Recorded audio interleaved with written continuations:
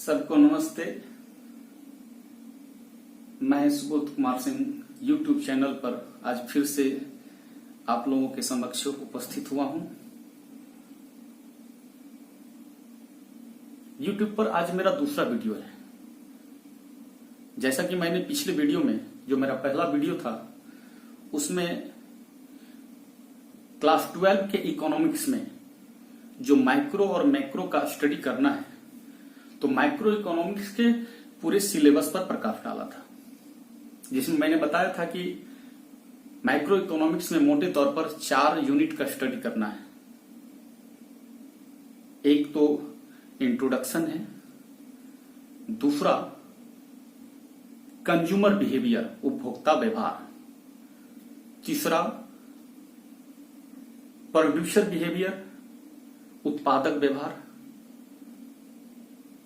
और चौथा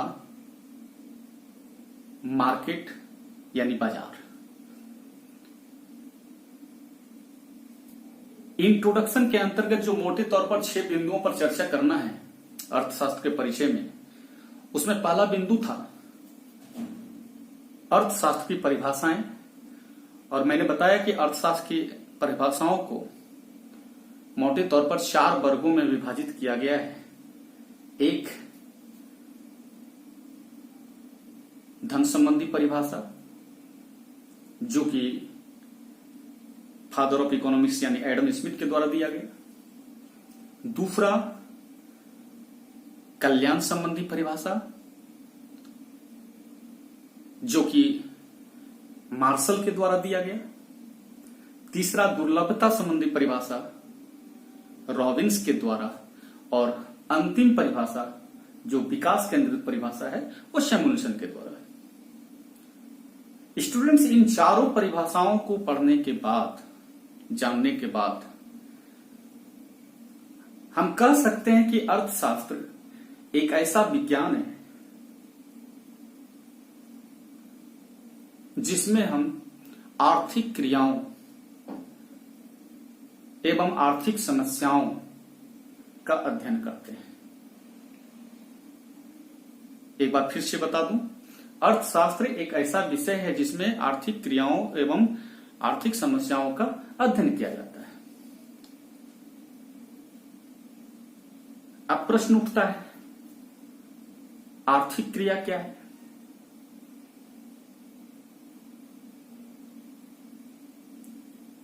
तो आप लोग सब जानते होंगे आर्थिक क्रिया क्या है।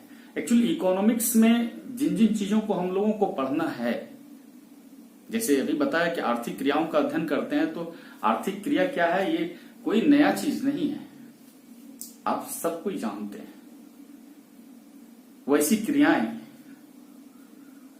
जिनका संबंध आवश्यकताओं की संतुष्टि से हो, वैसी क्रियाएं जिसका संबंध आवश्यकताओं की संतुष्टि से हो, उसे हम आर्थिक क्रिया कहते हैं।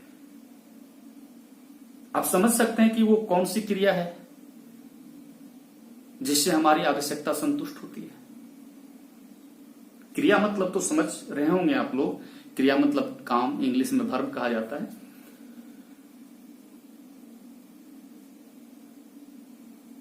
जैसे मैं अभी पढ़ा रहा हूं, ये भी एक क्रिया है। आप लोग इस वीडियो को देख रहे होंगे, ये भी एक क्रिया है। कुछ लोग गप्पे कर रहे होंगे, वो भी एक क्रिया है। कुछ लोग ताश खेल रहे होंगे, वो भी एक क्रिया है। अभी ये कोविड-19 में हमारे डॉक्टर्स, हमारे सफाई कर्मी, पुलिस और सामाजिक संगठनों, एनजीओ से जुड़े हुए लोग भी कुछ न कुछ कर रहे हैं। तो ये सभी क्रियाएं हैं। लेकिन एक बार फिर से मैं आप लोग को बता दूं कि सभी क्रियाएं आर्थिक क्रियाएं नहीं होती। क्रियाएं आर्थिक तभी होंगी जब उस क्रिया से हमारी आवश्यकता पूरी हो। तो जो गप कर रहा है, दिन भर गप्पे मारते रहो, ताश खेलते रहो, लूडो खेलते रहो, कैरम खेलते रहो, फेसबुक चलाते रहो, तो क्या इस क्रिया से जीविका पार्जन हो सकता है? जीवन यापन जो हम लोगों का एक उद्देश्य है, क्या इसको पूरा किया जा सकता है? बिल्कुल नहीं। तो जिस क्रिया से हमारी जरूरतें पूरी नहीं हो सकती है वो गैर आर्थिक क्रिया होती है, और जिससे हमारी आवश्यकता पूरी होती है वो आर्थिक क्रिया है। सिंपल। आप लोग चाहें तो इस क्रिया को नोट भी कर सकते हैं।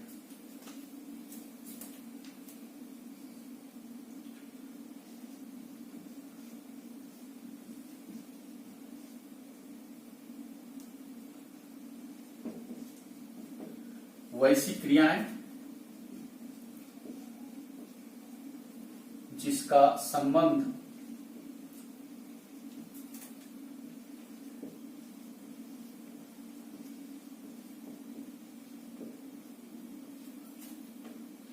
आवश्यकताओं की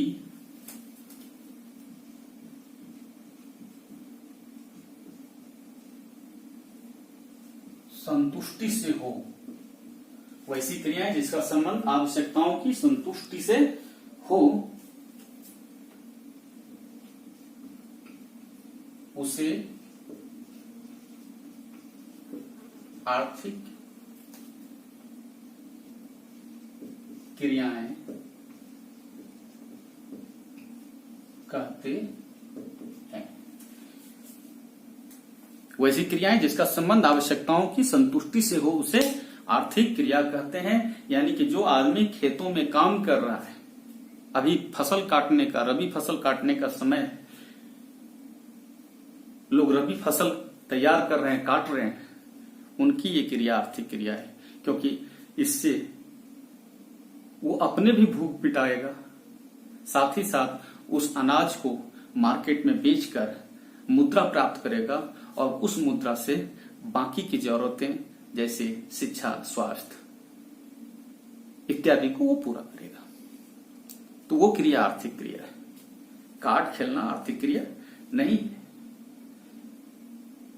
मनुष्य अपने जीवन में इन गैर आर्थिक क्रियाओं को जितना कम से कम करके रखेगा उतनी ही ज्यादा उसकी तरक्की होगी। उनका फोकस आर्थिक क्रियाओं की ओर होनी चाहिए।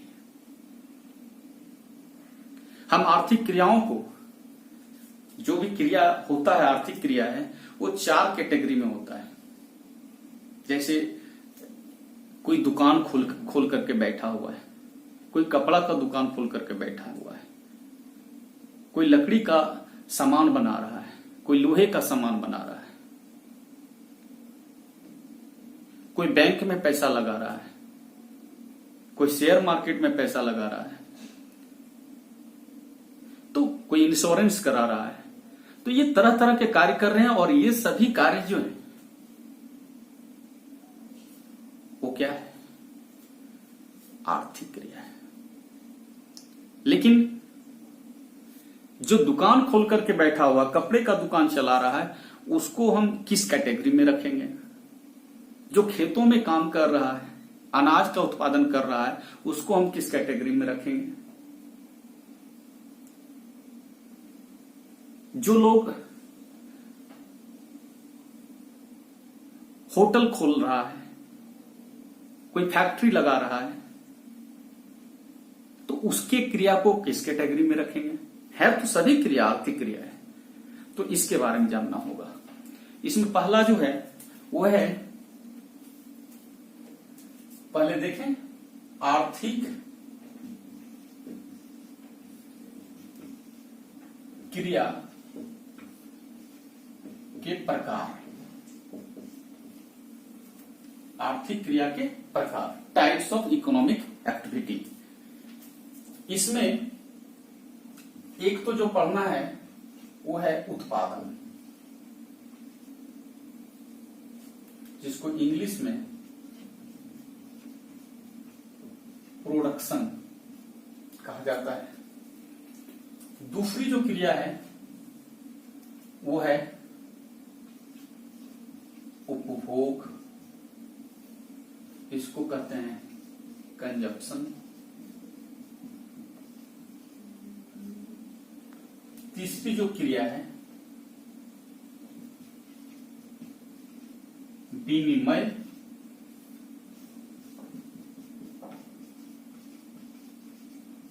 एक्सचेंज, और चौथी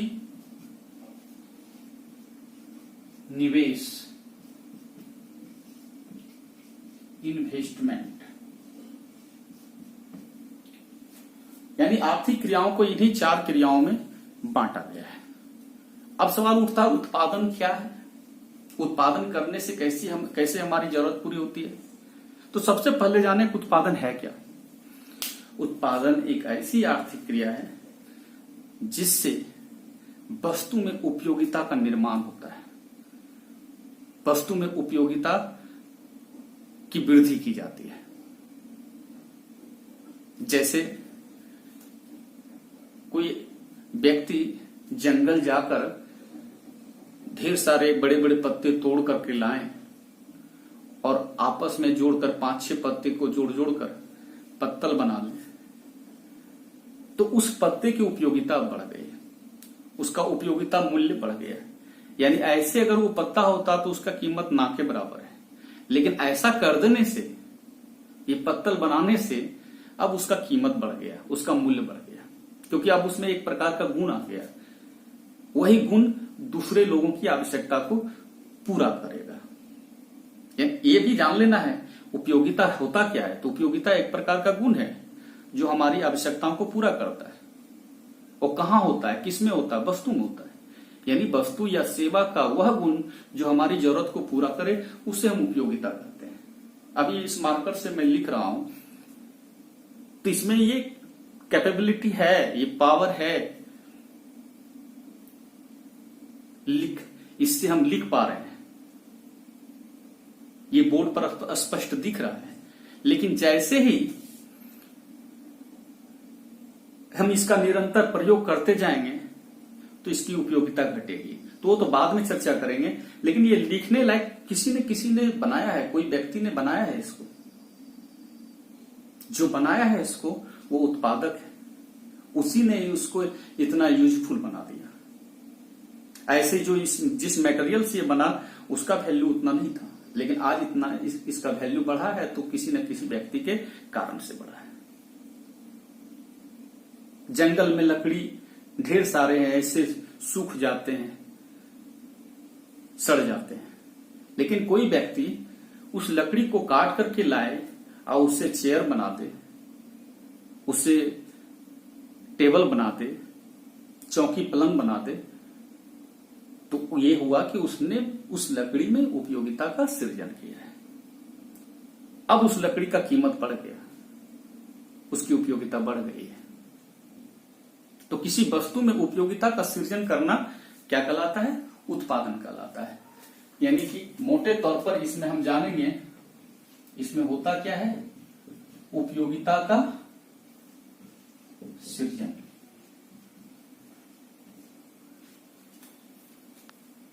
हालांकि इकोनॉमिक्स ये भी कहता है कि कोई भी व्यक्ति, जैसे हम लोग कहते हैं कि वो उसने उत्पादन किया, कोई किसी चीज का उत्पादन नहीं करता है। No one can make, no one can destroy, it is only nature who can makes and who can destroy. मनुष्य के बस की बात नहीं है कि वो किसी वस्तु को बना दे। प्रकृति द्वारा दिए हुए चीजों को केवल मनुष्य, कुछ तो ऐसे चीजें हैं प्रकृति द्वारा दिए हुए जिसका हम डायरेक्ट इस्तेमाल करते हैं क्योंकि उसमें उपयोगिता ऑलरेडी पहले से रहता है, जैसे धूप, जैसे नदी, पहाड़, तो ये प्रकृति ने दिया है, यूजफुल है ये। पानी, लेकिन प्रकृति द्वारा दिए हुए चीज को भी अगर मनुष्य कुछ और बेहतर कर दे तो वो उपयोगिता का निर्माण किया जाना होगा या उपयोगिता में वृद्धि लाना होगा, और उसी को हम उत्पादन कहेंगे। जैसे हम चापाकल से या कुएं से या मोटर चला करके जो पानी लेते हैं, तो कभी कभी उसका स्वाद कहीं कहीं का पानी ऐसा होता है जिसका स्वाद अच्छा नहीं होता है। तो बहुत सारे लोग ऐसे भी होते हैं, इसका रोजगार भी कर रहे हैं, बड़ा सा प्लांट लगा करके, वाटर प्यूरिफाई करने का प्लांट लगा करके उस प्यूरिफाइड वाटर को मिनरल वाटर के रूप में बेचते हैं और पैसा कमाते हैं। लोग क्यों खरीद रहे हैं? क्योंकि ऐसा करने से अब वो पानी का स्वाद बढ़ गया है, उसकी उपयोगिता बढ़ गई है। इसको भी हम उत्पादन कर सकते हैं। तो उत्पादन मोटे तौर पर जानना है क्या है कि किसी वस्तु में उपयोगिता का सृजन करना। मनुष्य केवल वस्तु में उपयोगिता सृजन कर सकता है, वस्तु बना नहीं सकता है, क्योंकि उसको बनाने के लिए कुछ ना कुछ चीज चाहिए। जो चीज चाहिए वो प्रकृति ने दिया, और उन चीजों में गुण बढ़ा देना, उपयोगिता बढ़ा देना ही उत्पादन है। दूसरा पॉइंट आता है उपभोग। तो उपभोग भी एक आर्थिक क्रिया है। एक बार मैं फिर से पीछे एक चीज का चर्चा करना चाहूंगा कि जैसे मैंने बताया कि आर्थिक क्रिया क्या है, तो आर्थिक क्रिया वो क्रिया है जिससे हमारी आवश्यकताएं संतुष्ट होती हैं। लेकिन आवश्यकता तभी संतुष्ट होगी जब धन का उपार्जन होगा। जैसे मैंने बताया कि वो व्यक्ति जो जंगल से पत्ते तोड़ करके लाया और पत्तल बना करके बेचा, तो उसकी जरूरत कैसे पूरी हुई? क्योंकि वो जब बेचा तो उसको मुद्रा प्राप्त हुआ, यानी आय प्राप्त हुई ना, या आय का निर्माण हुआ। इस आय से वो अपनी जरूरत को पूरा करेगा। यानी आर्थिक क्रिया को ये भी कह सकते हैं हम कि आर्थिक क्रिया वो क्रिया है जिससे आय का उपार्जन होता है। लेकिन एक चीज मोटे तौर पर जानना है, सभी क्रियाएं अनिवार्य रूप से आय का सृजन नहीं करती है, खास करके डायरेक्टली तो नहीं करती है। वो कौन सी क्रिया है? उपभोग। उपभोग में क्या होता है? जैसे मैंने एक गिलास पानी पी लिया, पानी का उपभोग किया। मैंने घड़ी पहन लिया, घड़ी का उपभोग कर रहा हूं, तो ये भी तो उपभोग भी ये क्रिया है। लेकिन क्या इसका कोई ऐसा आधार बनता है कि इससे हमको आय की प्राप्ति हो रही हो? कोई जैसे अच्छे अच्छे कपड़े पहन लेते हैं, जूता है, चप्पल है, इन सब चीज का उपभोग होता है, लेकिन क्या इससे आय का सृजन होता है? नहीं होता है। इसके बावजूद भी हम इसे आर्थिक क्रिया कहेंगे। क्यों कहेंगे? क्योंकि इस क्रिया के द्वारा डायरेक्टली तो आय की प्राप्ति नहीं होती है, लेकिन इनडायरेक्टली होती है। जैसे मैं पढ़ा रहा हूं, सुबह से ना कुछ खाता ना कुछ पीता, तो क्या मैं पढ़ा पाता? कोई व्यक्ति ना खाएगा, ना पिएगा, ना कपड़ा पहनेगा, ना साबुन सर्फ यूज करेगा, किसी चीज का इस्तेमाल ही नहीं करे, किसी चीज का उपभोग ही नहीं करे, तो क्या वो और बाकी कार्य करने लायक रह सकता है? क्या वो स्कूल, कॉलेज, अस्पताल में काम कर पाएगा? संभव नहीं है। और ऐसा करने से किसी और को नुकसान भी नहीं होता है। तो हम ये बताना चाह रहे हैं, हालांकि आप ऐसे भी देख सकते हैं कि नहीं, आय की प्राप्ति ही से ही आय का सृजन होता है, कोई उत्पादन करता है तभी आय की प्राप्ति होती है।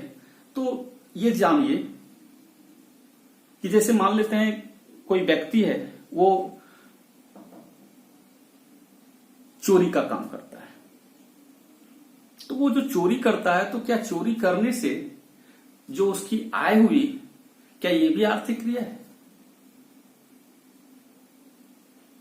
नहीं, ये बिल्कुल आर्थिक क्रिया नहीं है, क्योंकि उसने नया कुछ नहीं बनाया, उसमें वैल्यू एडिशन नहीं हुआ।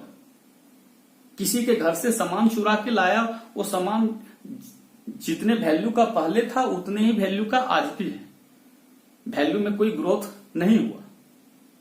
यहां तक कि इस प्रक्रिया में कुछ चीजें टूट जाएंगे, फूट जाएंगी, तो और वैल्यू घटेगा ही, वैल्यू बढ़ा कहां?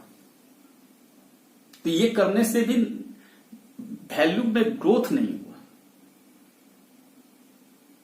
बस इधर की चीजें केवल इधर आ गई।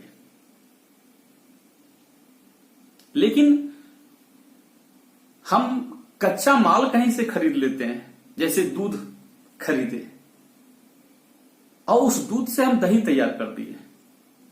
तो अब देखेंगे कि जितने दूध मैंने खरीदा, दूसरे के पास से लिया और उसको दही बनाया, तो क्या कुछ ग्रोथ हुआ कि नहीं हुआ? वैल्यू उसका बढ़ा कि नहीं बढ़ा? बढ़ा। यानी कि जितने पैसे मुझे दूध में लगा और मैं उसी दही को जब बेचता हूं तो उससे ज्यादा आय की प्राप्ति होती है। और जो लोग खरीदे दही को, क्या इसमें भी कोई नुकसान हुआ? नहीं नुकसान हुआ। उनकी जरूरत थी, उसने खरीदा, उसको भी फायदा हुआ। मेरी जरूरत है ये बेचना, मुझे भी फायदा हुआ।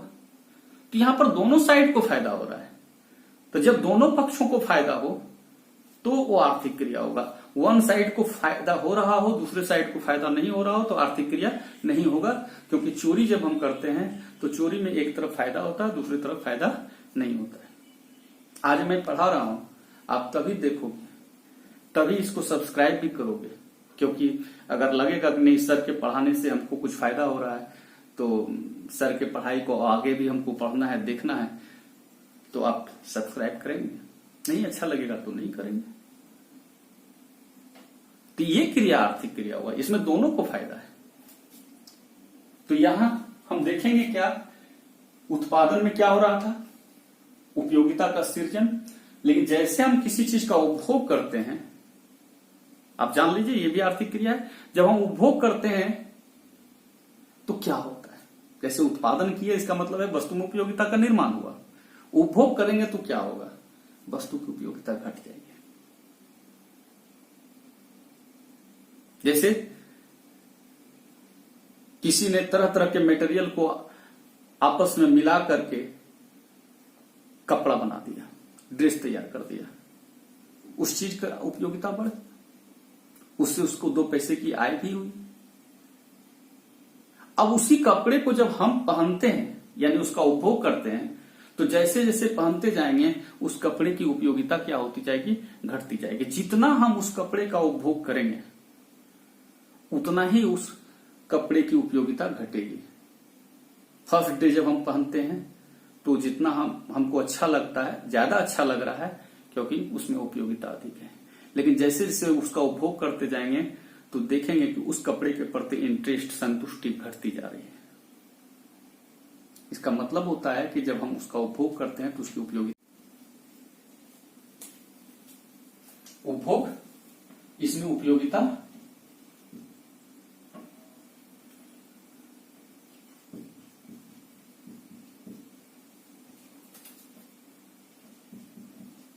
नष्ट होती है।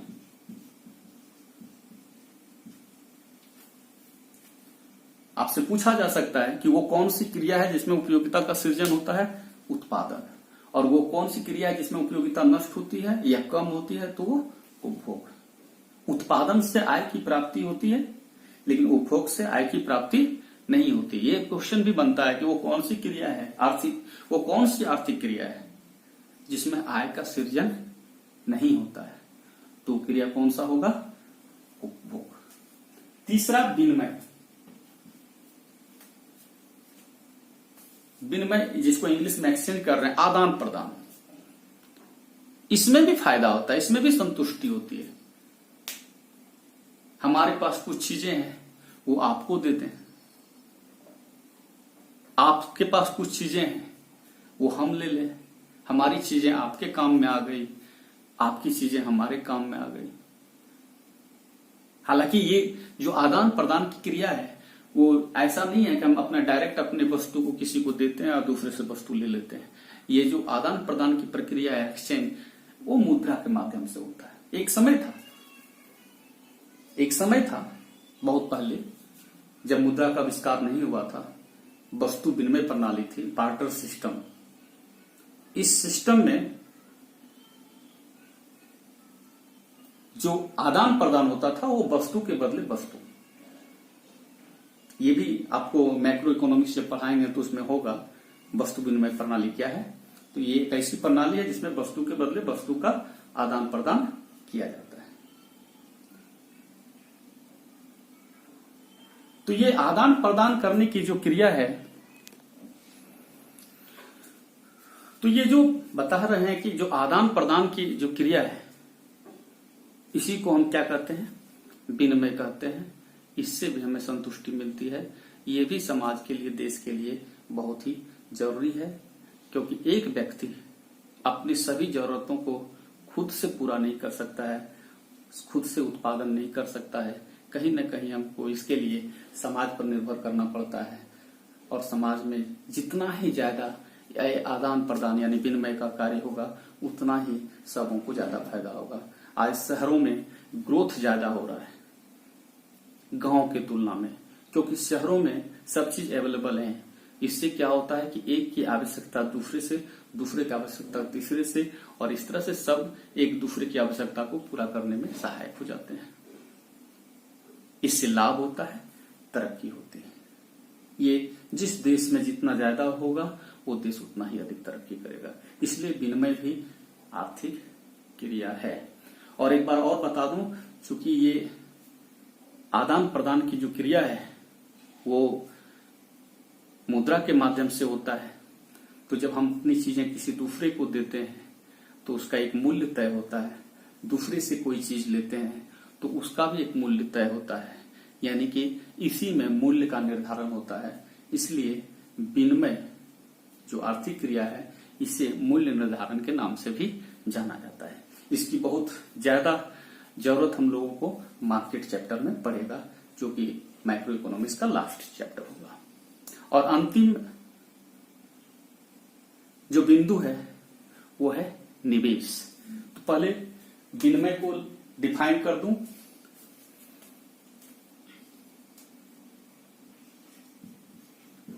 आदान प्रदान की क्रिया, ये आदान प्रदान की क्रिया, यह विनिमय है, ये भी आर्थिक क्रिया है। और अंतिम निवेश,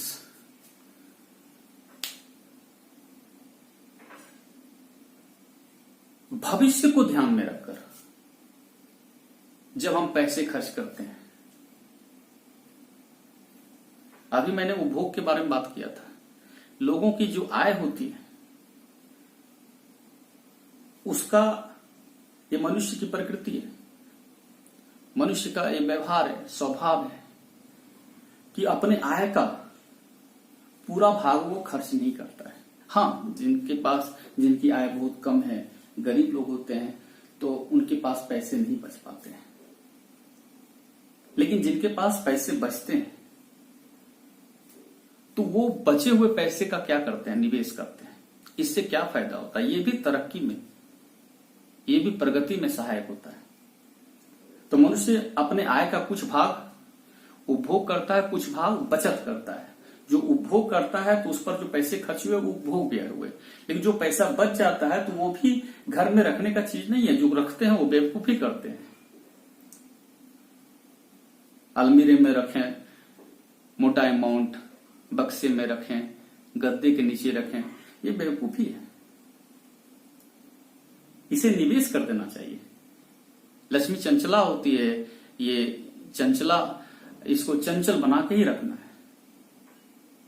तो जो पैसे बच जाते हैं आप उसको बैंकों में डाल सकते हैं, इंश्योरेंस करा सकते हैं।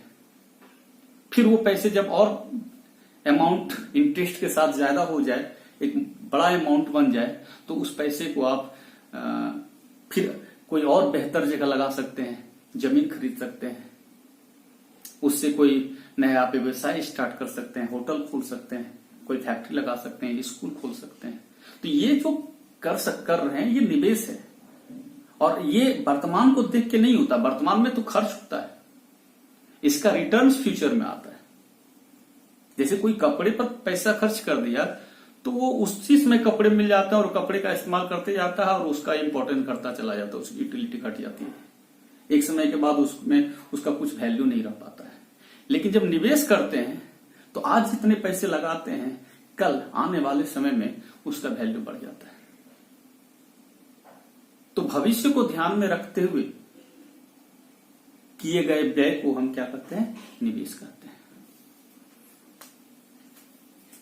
और इसमें एक चीज ऐड कर सकते हैं, पूंजीगत। भविष्य में ध्यान में रखते हुए अगर हम पैसे को खर्च कर रहे हैं यानी कि हम पूंजीगत पदार्थों का निर्माण करते हैं।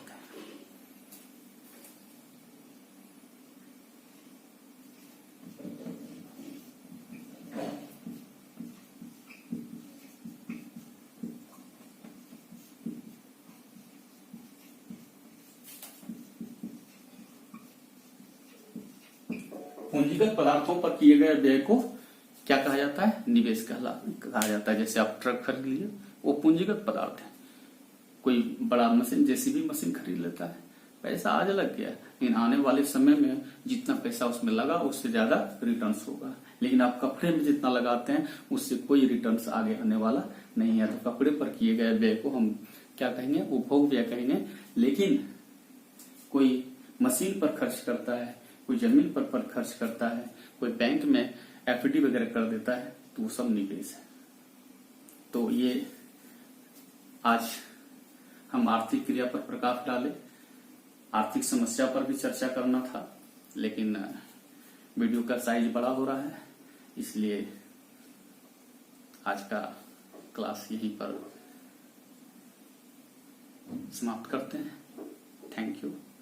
आप लोग एक कोशिश करेंगे कि सब्सक्राइब करें चैनल को, ताकि आपको आगे भी वीडियो अच्छे मिलते रहें। और इसमें कोशिश करेंगे कि अगर कुछ आप लोग को फीडबैक देना हो तो जरूर मैसेज करें। Thank you.